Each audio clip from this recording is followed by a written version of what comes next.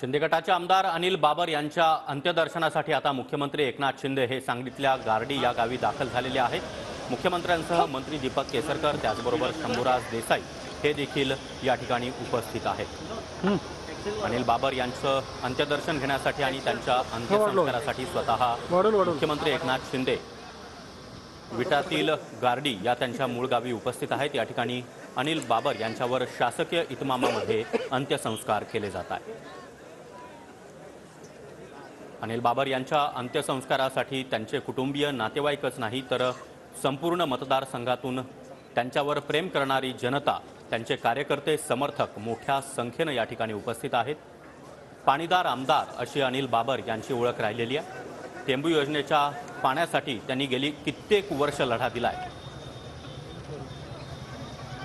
आणि आता या ठिकाणी आपण पाहतोय की अनिल बाबर यांच्यावर शासकीय इतमामामध्ये अंत्यसंस्कार केले जात आहेत। मुख्यमंत्री एकनाथ शिंदे हे स्वतः या ठिकाणी उपस्थित आहेत।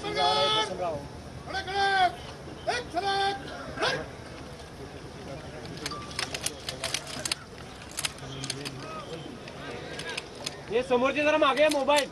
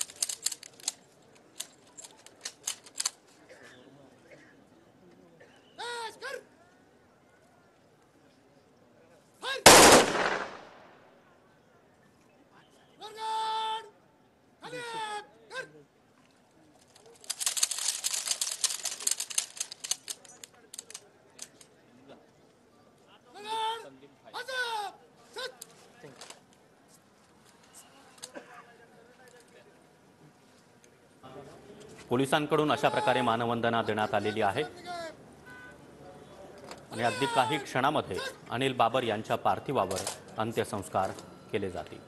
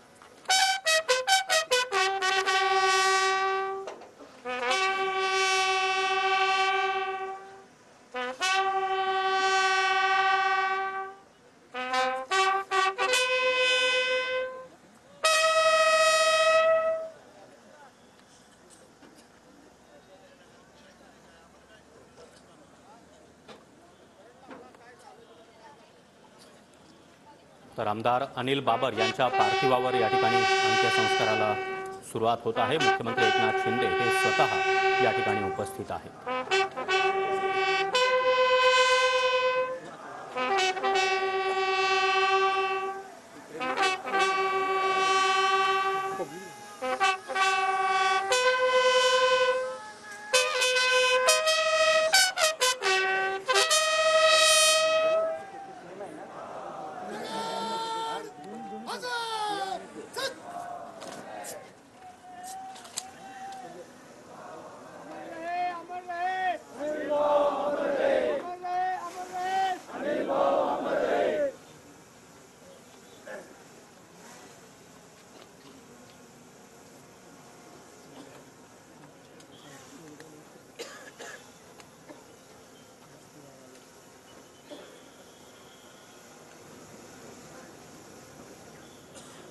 तर एका शेतकरी कुटुंबामध्ये जन्माला आलेले अनिल बाबर यांनी 19व्या वर्षी राजकारणाला खऱ्या अर्थानं सुरुवात केली। गारडी गावचे सरपंच म्हणून ते पहिल्यांदा निवडून आले। त्यानंतर जिल्हा परिषदेवर सदस्य, सभापती आणि त्यानंतर तब्बल 4 वेळा आमदार अशी त्यांची राजकीय कारकीर्द राहिली आहे।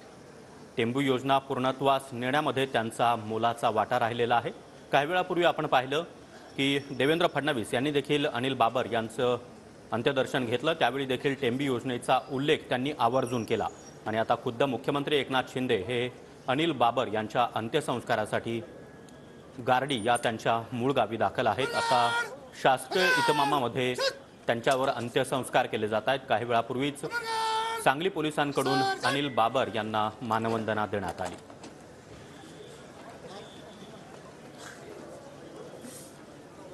स्वर्गीय अनिल भाऊंच्या या निधनानिमित्त सर्वजण आपण जमलेले आहात।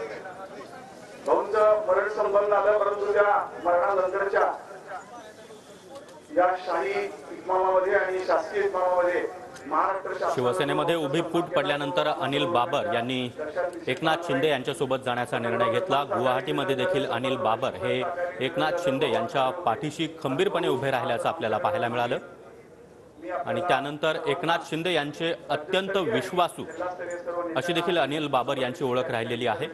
आणि या सगळ्या पार्श्वभूमीवर आपण पाहतोय की मुख्यमंत्री एकनाथ शिंदे हे सुद्धा स्वतः अनिल बाबर यांच्या अंत्यसंस्कारासाठी या ठिकाणी उपस्थित आहेत। मंत्री शंभूराज देसाई हे देखील आपल्याला या ठिकाणी पाहायला मिळत आहेत। अनिल बाबर हे सुरुवातीला 1990 मध्ये पहिल्यांदा आमदारमधून निवडून गेले। त्यानंतर 1999, 2014 आणि 2019 मध्ये देखील त्यांनी विधानसभा निवडणुकीमध्ये विजय मिळवला। अगदी सरपंच पदापासून जिल्हा परिषद सदस्य, जिल्हा परिषद सभापती ते आमदार अशी राजकीय कारकीर्द राहिलेल्या अनिल बाबर यांचं आकस्मिक निधन झालं आणि त्यांच्या या निधनानं केवळ त्यांचं कुटुंबच नाही, त्यांचे नातेवाईक नाही, तर संपूर्ण मतदारसंघावर एक शोककळा पसरली। आज सकाळपासूनच त्यांच्या विटा इथल्या निवासस्थानी असू देत किंवा त्यांच्या गारडी या मूळ गावी असू देत, त्यांच्यावर प्रेम करणारी जनता, कार्यकर्ते, समर्थक यांनी एकच गर्दी केलेली होती। अनिल बाबर अमर रहेच्या घोषणा यावेळी मोठ्या प्रमाणात देण्यात आल्या। मोठ्या संख्येनं त्यांचे कार्यकर्ते अत्यंत शोकाकुल असे आपल्याला पाहायला मिळाले आणि आता ही दृश्य आपण पाहतो आहोत की अनिल बाबर यांच्यावरील अंत्यसंस्कारासाठी मुख्यमंत्री एकनाथ शिंदे हे स्वतः गारडी या गावी दाखल झालेले आहेत। मंत्री शंभूराज देसाई हे देखील आपल्याला या दृश्यांमध्ये पाहायला मिळत आहेत। अनिल बाबर यांच्यावर शासकीय इतमामामध्ये अंत्यसंस्कार करण्यात यावेत असे आदेश मुख्यमंत्री एकनाथ शिंदे यांनी सकाळीच दिले होते। त्यानुसार शासकीय इतमामामध्ये त्यांच्यावर अंत्यसंस्कार केले जात आहेत। काही वेळापूर्वीच सांगली पोलिसांकडून अनिल बाबर यांना अखेरची मानवंदना देण्यात आली आणि या ठिकाणी एका शोकसभेचं देखील आयोजन करण्यात आलेलं आहे। यामध्ये मंत्री दीपक केसरकर, त्याचबरोबर काँग्रेसचे आमदार विश्वजित कदम, सुरेश खाडे हे देखील आपल्याला या ठिकाणी पाहायला मिळत आहेत। मुख्यमंत्री एकनाथ शिंदे यांचे अत्यंत विश्वासू अशी अनिल बाबर यांची ओळख राहिलेली आहे। मात्र त्यांच्या आकस्मिक निधनानंतर केवळ शिंदे गटच नाही तर भाजप असेल, अजित पवार गट असेल, त्याचबरोबर विरोधी पक्षातील अनेक आमदारांकडून, नेत्यांकडून देखील शोकसंवाद, संवेदना यावेळी व्यक्त करण्यात आली। शिवसेनेतील बंडखोरीनंतर एकनाथ शिंदे यांना खंबीरपणे त्यांनी साथ दिली। इतकंच नाही तर सरपंच पदापासून राजकारणामध्ये त्यांनी प्रवेश केला। अवघ्या 19व्या वर्षी गारडी गावच्या सरपंचपदी ते निवडून आले। पश्चिम महाराष्ट्रामध्ये पाणीदार आमदार अशी त्यांची ओळख राहिली आहे। सांगलीच्या खानापूर आटपाडी मतदारसंघाचे शिवसेनेचे ते आमदार होते। 1990, 1999, 2014, 2019 अशा 4 वेळा ते आमदार म्हणून निवडून आले। 1990 मध्ये पहिल्यांदा विधानसभेची निवडणूक त्यांनी लढवली आणि ते विधानसभेमध्ये दाखल झाले। त्यानंतर 99, 2014, 2019 असे 4 टर्म अनिल बाबर यांनी आपल्या मतदारसंघाचं नेतृत्व केलं। सांगली आटपाडी भागातील दुष्काळी भागाचा पाण्याचा प्रश्न मिटवण्यासाठी अर्थात टेंबू योजना मार्गी लावण्यासाठी अनिल बाबर हे सातत्यानं प्रयत्नशील राहिले। आणि अखेर आणि त्यामुळं आमचा त्यांनी हा प्रश्न मार्गी लावण्यामध्ये त्यांचं मोठं योगदान देखील राहिले. आमच्याबरोबर काम देवेंद्र फडणवीस यांनी देखील काही वेळापूर्वीच अनिल बाबर यांच्या पार्थिवाचं अंत्यदर्शन घेतल्यानंतर माध्यमांशी बोलताना टेंभू योजनेचा आवर्जून उल्लेख करत अनिल बाबर यांच्या कार्याचं, त्यांच्या मेहनतीचं या ठिकाणी आवर्जून उल्लेख केला. या ठिकाणी आदरांजली वाहतो. त्यांच्या आत्म्याला चिरशांती लाभो अशी या ठिकाणी परमेश्वर चरणी प्रार्थना करतो आणि त्यांच्या दोहों चिरंजीवांना आणि कुटुंबियांना मंत्री शंभूराज देसाई त्याचबरोबर मुख्यमंत्री एकनाथ शिंदे हे देखील अशी या ठिकाणी अनिल बाबर यांच्या बाबतच्या आठवणींना यावेळी उजाळा देतील. राज्य सरकारच्या वतीनं, महाराष्ट्र राज्यातील आम जनतेच्या वतीनं राज्याचे मुख्यमंत्री आदरणीय एकनाथजी शिंदे साहेब हे आदरणीय स्वर्गीय भाऊंना श्रद्धांजली अर्पण करतील.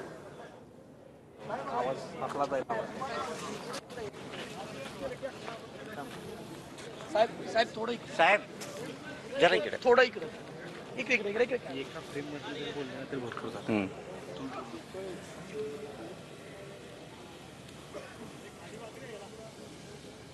माझे सहकारी ज्येष्ठ आमदार हा नाही सेम बोलले तू आणि यांचं आज दुःखद निधन झालं. तर म्हणजे आपल्या सगळ्यांसाठीच एक धक्कादायक आणि दुःखद आणि वेदनादायी अशी घटना आहे. तर म्हणजे सकाळी मला जेव्हा फोन आला की दुःखद बातमी आहे आणि ते दुःखद बातमी अनिल भाऊंच्या निधनाची येईल असं कधी स्वप्नात,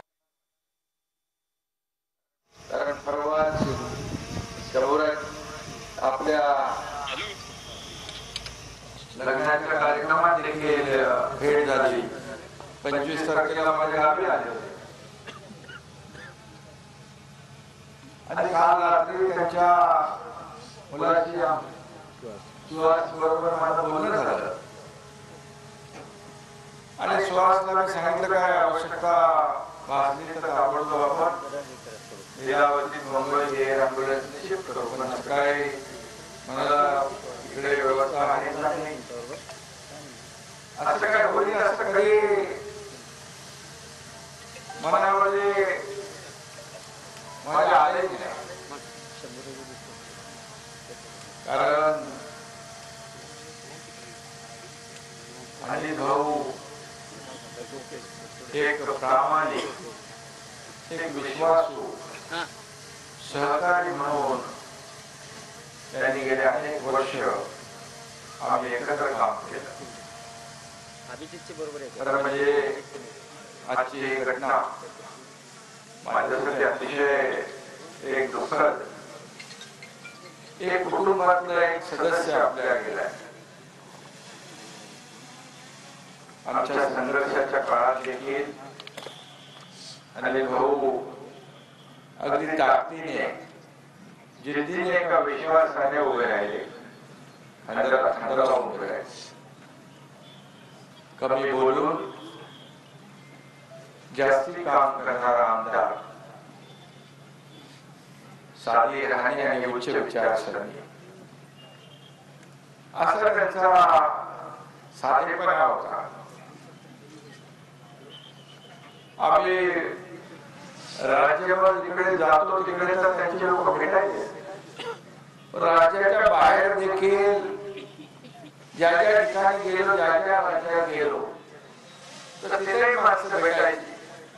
आम्ही अनिल भाऊंची माणसं आहोत, त्यांच्या मतदारसंघातले आहोत, त्यांच्या नात्यागोत्यातले आहोत. म्हणजे पूर्ण देशभर अनिल भाऊंचा एक गोतावळा पसरलेला, पसरवलेला, जमवलेला आपण पाहिला. खरं म्हणजे त्यांनी आपल्या मतदारसंघासाठी खूप काम केलं. कृषी असेल, पाणी असेल, रस्ते असतील, वीज असेल, अनेक संस्थांना त्यांनी मदत केल्या, उभ्या केल्या. आणि एक सर्वसामान्य माणूस सर्वसामान्याला कसा न्याय देऊ शकतो हे दाखवून देणारा एक आदर्श लोकप्रतिनिधी म्हणून त्यांचं नाव लौकिक आपण पाहिला. निवडून येताना अनेक पराकाष्ठा करायला लागतात आपल्याला, परंतु त्यांच्या पहिल्या निवडणुकीमध्ये लोकांनी एक नोट एक वोट म्हणजे लोकांनी लोकवर्गणीतून त्यांना निवडून दिलं. अशा प्रकारचं उदाहरण राज्यात नाही देशामध्ये आपण पहिल्यांदा पाहतोय. एवढं प्रेम, एवढा जिव्हाळा, एवढी आत्मीयता लोकांनी त्यांना दिली. ते नेहमी सांगायचे यांच्या ऋणातून उतराई होण्यासाठी या मतदारसंघातल्या या भागातला माणूस स्वतःच्या पायावर उभा राहायला पाहिजे. दुसऱ्याला सांभाळलं त्यांनी पाहिजे, अशी ताकद अशी शक्ती त्याला मिळाली पाहिजे. पाण्यासाठी त्यांनी तर आपल्याला माहिती आहे खूप प्रयत्न केले. पाणीदार आमदार म्हणून देखील त्यांना लोक म्हणायचे आणि त्याने कार्य करत असताना गेल्या वर्षापूर्वी आपल्या सहचारीने आपली पत्नी गमावली. पत्नी विरह देखील त्यांनी सहन केला. कधीच त्यांनी असं चेहऱ्यावर मनामध्ये सगळं साठवलं, परंतु त्याने कधी दाखवलं नाही. आता त्यांचा मनाचा कितीतरी मोठेपणा मी जवळून पाहिलाय आणि त्यांचे अमोल सुहास, दोन मुलं, कुटुंब, परिवार, हसता खेळता परिवार आज आपण दुःखाच्या छायेत सापडलेला पाहतो. टेंबू योजनेसाठी त्यांनी जे काही केलं त्याचे सर्व साक्षीदार आपण आहोत. आणि टेंबूसाठी अनेक प्रयत्न त्यांनी केले. नागपूरमध्ये जेव्हा अधिवेशन काळात टेंबूचा प्रस्ताव कॅबिनेटमध्ये होता त्यावेळेस ते कॅबिनेटच्या बाहेर बसून होते नागपूरमध्ये. एवढं त्यांचं त्या योजनेवर म्हणजे लोकांना पाणी मिळालं पाहिजे. या योजनेमुळे लोकांच्या जीवनामध्ये बदल होईल, लोकांचं जीवन सुसह्य होईल. पाण्याला त्यांनी खूप महत्व दिलं आणि कॅबिनेटमध्ये आम्ही मंजूर केल्यानंतर एक त्यांना पाहिलं एक आनंदी चेहऱ्याचा अनिल भाऊ एकदा रात्री वर्षावर टेंबूच्याबद्दल चर्चा केली. माझ्याशी अगदी प्रेमाने भांडले देखील आणि त्यांचा तो अधिकार अधिकारवादींनी काही गोष्टी मला त्यांनी सांगितल्या. ज्येष्ठ होते आणि मी देखील त्यांचं शांतपणे ऐकून घेतलं.